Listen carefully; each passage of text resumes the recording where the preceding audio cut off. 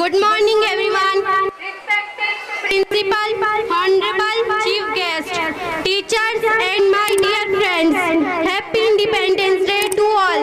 I am standing in front of you to deliver I speech on Independence Day on this day of 15 August.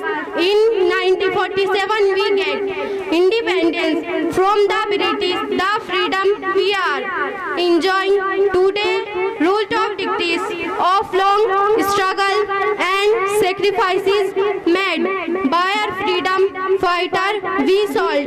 Member of great leaders like Subhash Chandra Bose, Bhagat Singh, Bal Gangadhar Tilak, Gandhi Ji, Jawaharlal Nehru, and many others.